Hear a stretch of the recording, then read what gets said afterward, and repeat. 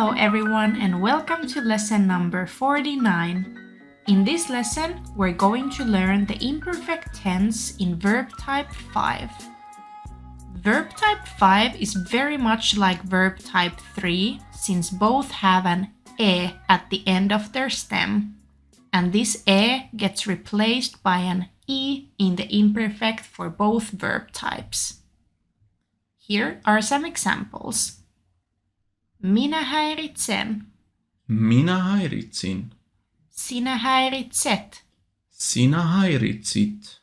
Hän häiritsee. Hän häiritsi.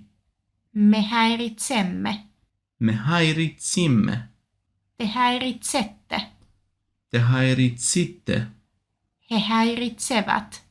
He häiritsivät. Minä tarvitsen. Minä tarvitsin. Sinä tarvitset.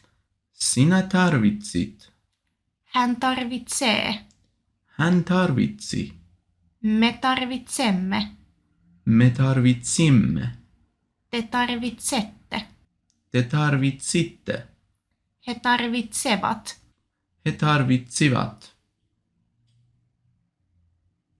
Now it's your turn.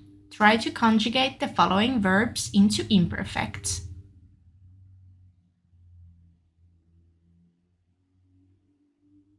Minä valitsin. Sinä valitsit.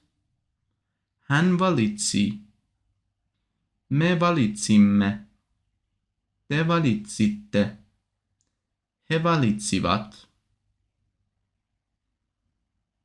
Minä havaitsin. Sinä havaitsit. Hän havaitsi. Me havaitsimme. Te havaitsitte. He havaitsivat. Kiitos! See you in the next lesson!